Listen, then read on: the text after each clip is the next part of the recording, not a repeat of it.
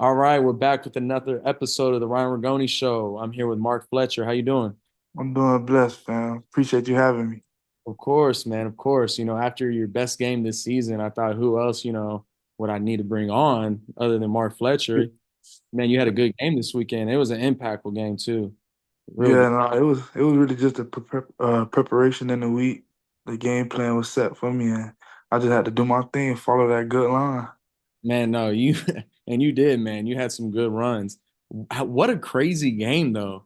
Yeah, nah, man, Cal is a great team, bro, and like the way we fought hard to get back. It showed me a lot about our team, but we know we can't keep living like that. But hey, it just showed great resilience that we had.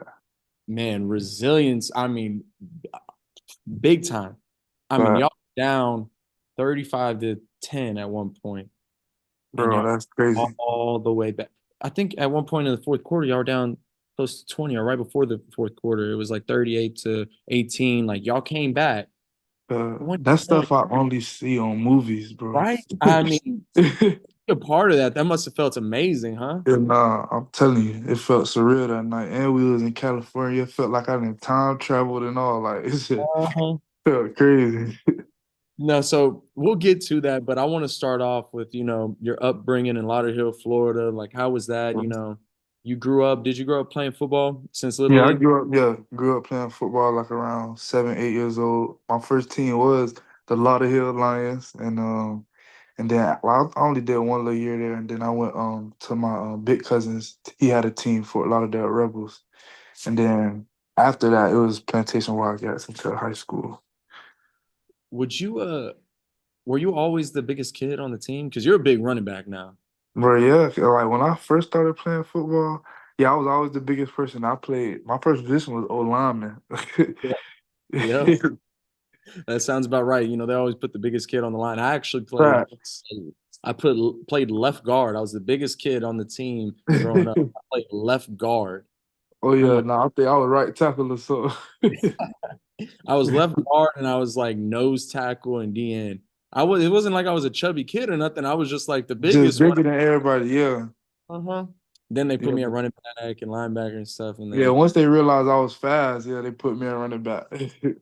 so how was that growing up? I know they talk about Little League football in Florida. I know it's crazy in Texas, but how is it in Florida? Man, it's really competitive. It's like we born to do this, honestly, and we just out there playing off instincts and we making like grown men plays, especially in Little League. It's crazy to see, and it's just evolving, especially now. The stuff I'm seeing kids doing in Little League is crazy. And hey, no joke. Those kids nowadays, Bro, oh it's crazy. my goodness. Bro, That's especially, people talk about it all the time. Like they compare like back in the day players to nowadays. I'm sorry, but like people are just bigger, faster, and stronger nowadays. You bro. see kids, like, and it's just gonna keep going like that. Exactly. I mean, they talk. I don't know if you know much about baseball, but they talk about like who's the best baseball player ever, and they Yeah. all Babe Ruth. I'm like, I'm Hmm. sorry, I'll acknowledge that he is one of the greats, and like transition the game, back in the day. But if you put Babe Ruth against nowadays, like their pitchers throwing 100, 102, he's What? not. I just doubt he's gonna be able to like see a curveball coming. He's like, what in the What? world It's was that? so much stuff. It's new things out right now. Uh-huh. But no, it is crazy seeing these little kids how good they are. Yeah, But fact. once you got to high school, you went to American Heritage High School, right? Yeah, American Heritage. Now that's a big time school down there, South Yeah, Florida. Time I'm school. telling you. Everybody knows about American Heritage all over the country. How was it to join that program? That's a big time school, big time program. There's expectations there. Mhm. What did you feel going into that? Really, it changed my life. I would say it made me like it put me in the best situation to prepare me for college. It felt like a college atmosphere from how the classes were set up, even how they coached us. Coach Mike Smith, he was the head coach, but when I first got there, it was actually Patrick Surtain.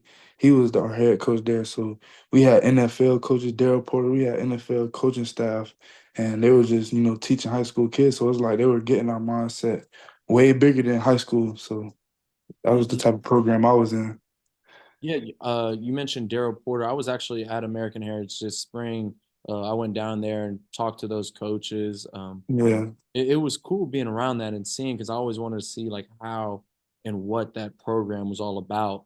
And Hmm. now said the head coach is what's his name, Mike Mike Smith. Smith. Yeah. Yeah, he was the strength coach for all those years, right? For Hmm. years, And the running back coach. Yeah. and He running was back. my running back coach. Yeah. Exactly. So he was there for years being the strength coach and the running back coach. But every single year, it seemed like they just had guys, leaving like Mike Rump goes, Yeah. takes a job somewhere, you know. But at least they went to better jobs though. Yeah, exactly, exactly. Well, so American Heritage is one of those jobs though that it's almost Facts. like a stepping stone in a way. Yeah, most definitely. I would say that. Yeah. And so it's crazy for a high school, to be like that for Yeah. coaches. But it was really like a stepping stone. And I guess Mike Smith, kind of gave some stability to that staff. Like, you know what, he's going to be our coach. This guy's going to be here, and 100%. it's not going to be one coach leaves after another. Mm-hmm. No, and talking to him, I really like Coach Mike Smith. He's very, very, very intelligent. You could Yeah. tell he knows how to run the program the right way. Um, Exactly. He a leader, natural born oh, leader. natural born leader. I was talking to Daryl Porter Sr. there. I mean, great, great, great guy, great coach. You could see Yeah. why Daryl Porter Jr. is the way he is just Yeah. listening to him. Um, man, I mean, what a place to go play football. How I'm was it? telling you. Did you play on varsity since your freshman year? I actually played a couple snaps my eighth grade year. I was blessed to be there because Heritage is a K through 12 school. So Okay. I actually went there in seventh grade all the way. Like I graduated, so I was Oh, able to my last year playing with Plantation Wildcats on 12U, and then when I went to eighth grade, I just played a little JV at varsity at Heritage. oh man. Okay, okay. I did Yeah, not know that. Man, yeah. so when did you become like a big, big part of that team? Because again, they got guys rolling in. Like, Yeah, I would say my freshman year, that's when I started getting, more involved. I was the second back, but they rotated two backs, so I was playing a lot. And then my sophomore year, I started ever since. who was the back in front of you your freshman year? Carlson Joseph, he went to Florida. I'm not sure I don't think he did like anything much there, but I know he played in a couple games and balled out. But yeah, it was Carlson Joseph, yeah. Okay, okay. So let me ask you this. I'm sure some people would like to hear this. Who is the best player you played with at American Heritage? Because there's some names there. Yeah, man, that's That's a hard I question. mean, that's a bro, yeah, it is a hard question because what year we talk about like Any, just any any year, best player. bro. And I tell him this all the time. I still say he one of my favorite players, just the way he attacked the game, like just the way he plays football. Like that's how I vision myself playing football, even though we on two different positions. And that's James Williams. James Williams, that's not all the time. And anybody who played with that team, they'll say the same thing. They'll say the Really? same thing. Williams. James Williams, I'm telling you. Man, That's my favorite player. That's my favorite player to this day. I still tell him that. man, I actually loved playing with James too, man. He brings this sort of passion to the game. Like It's different.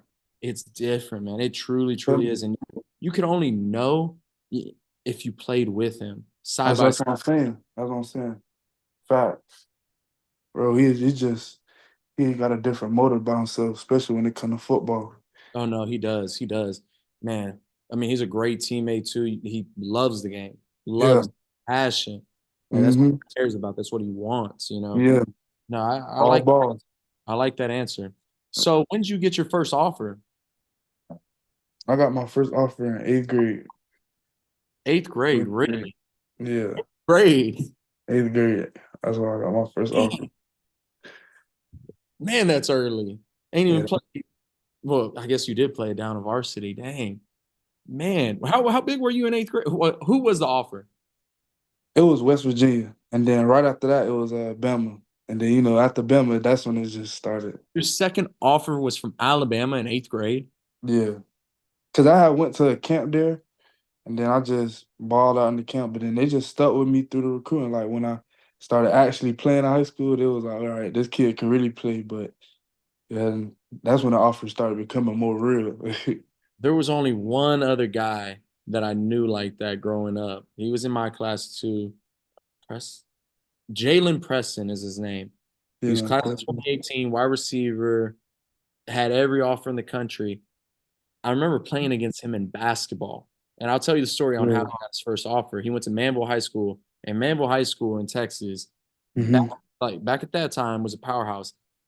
I kid you not, a class of 2016, I think, or 2015, one of those classes signed 24 kids to Division I scholarships.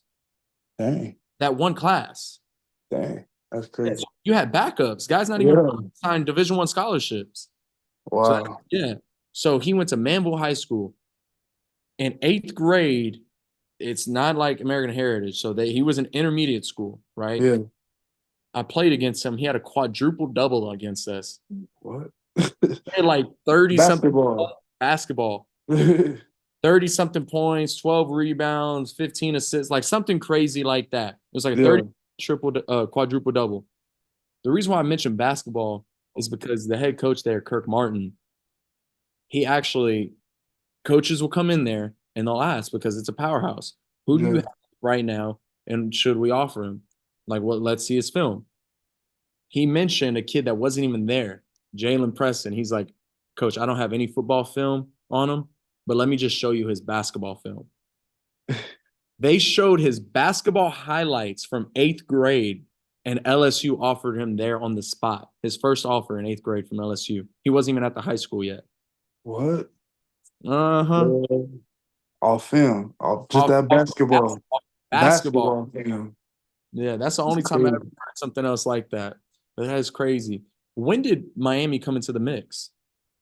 Um, I think Mike Rumph actually offered me, I believe freshman year, my freshman year of high school, and then that's when they had Manny Diaz though. Yep. And when going throughout high school, and Manny Diaz left there, Coach Cristobal jumped right back on the train with me, and just they've been here ever since I was a freshman. Was there any other schools that you were even considering? And was it a Florida State or Florida? I mean, honestly, yeah, never Florida State though. I Good. don't know what it was. It just, I guess, it's just meant to be like that. All But it was, yeah, no disrespect to them, but um, right, when it came down to the wire in my recruiting, it was most definitely heavy on Florida and um and just Miami. It just came down to those two. what set you over the edge with Miami? Honestly, honestly, I felt if I was gonna go to any school in Florida, I owe it to myself to go to my dream school as a kid, and that was Miami. Like, says if I was committed to Ohio State for like 8 months for a long time, and that's my heart was just stuck on them. But when it came down to it, I felt the best decision was to just be around my family, ball out for, the hometown team, and it was just a perfect fit. So I just went with it. Well, I'm sure glad you did that. Yeah, Coming me in, too. I played with you, last year. Yeah, To see, something about this kid right here. And it wasn't that you were just big, like your attitude towards the game too, yeah, you know, coming in, it's different. You're a high, big time recruit, highly sought after, all that. Everybody wanted you. mm, Some kids like that come in. They have a bit of I don't even want to say arrogance to them, but like they know themselves, like, yeah, like I know yeah, what I know.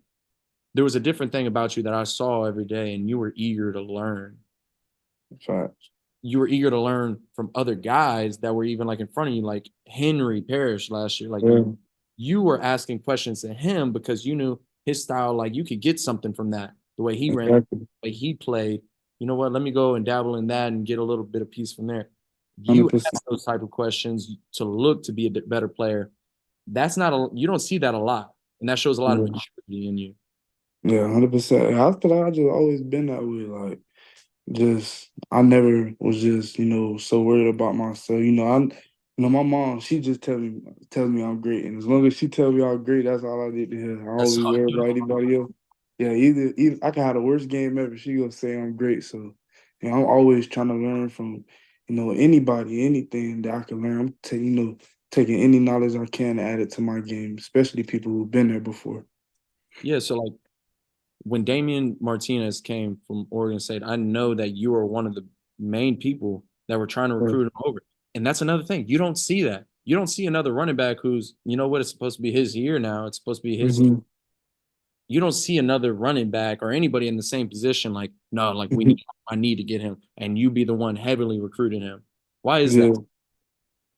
Yeah, honestly, man, like I watched his film and I just loved the way he run the ball, and I wanted to add some of his knowledge to my game.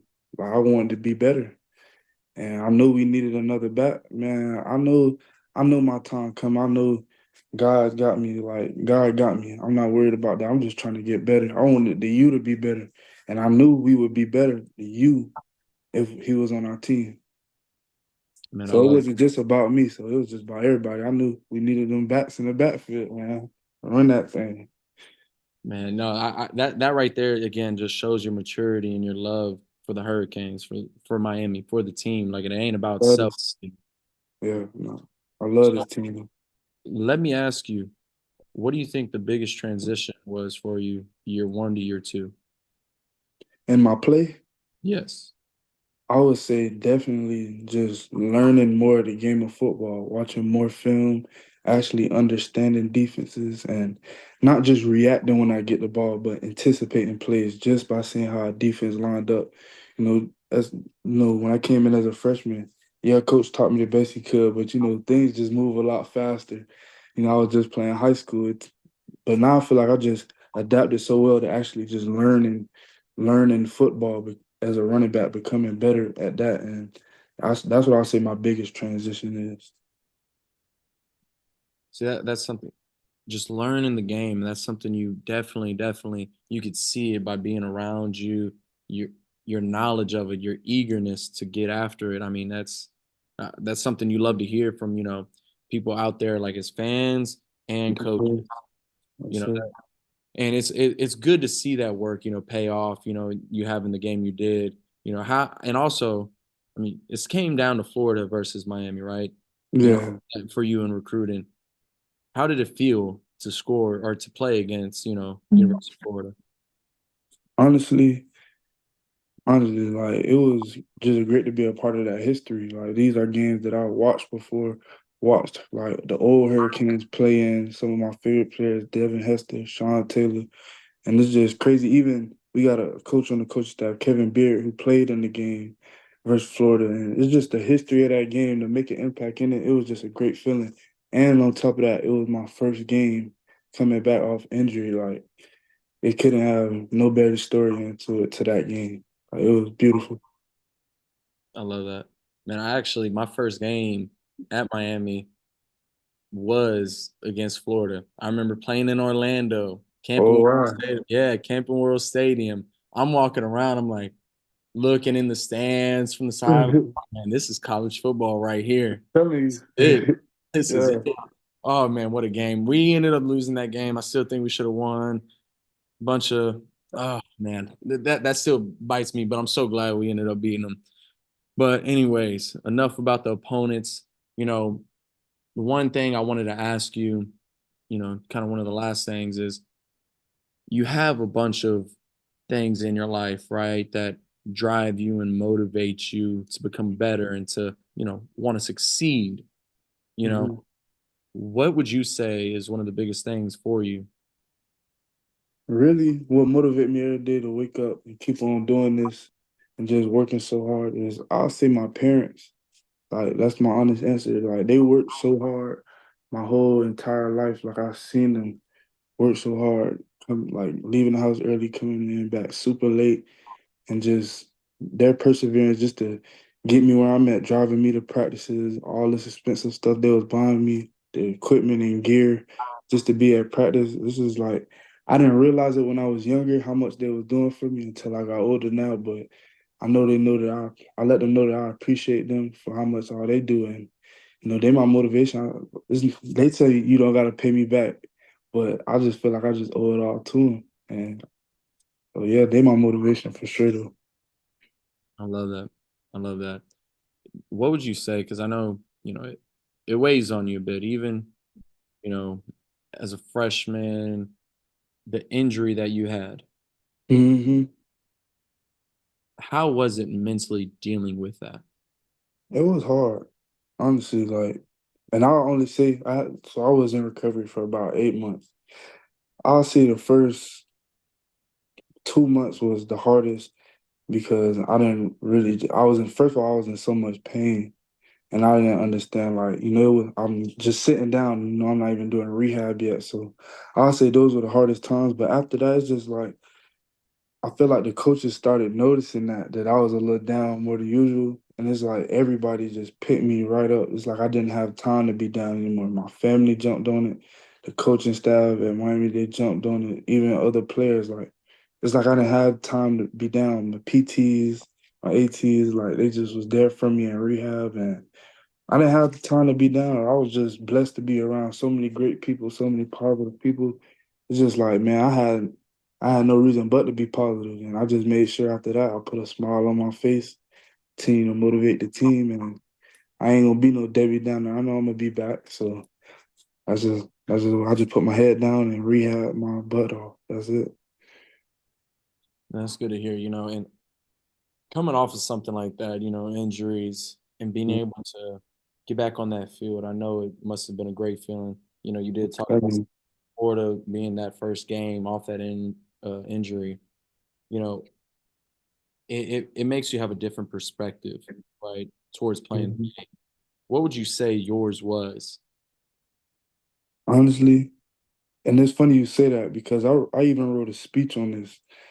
It's like when I had that injury, it's like it really changed my perspective on how I attack the game of football. Not saying, I always appreciated the game, always put my all into the game, but that one play that I hurt myself, it took me out of the game of football for 8 months. So my perspective changed on, man, any play can be my last play. Like it could be over with just like that. Any little practice.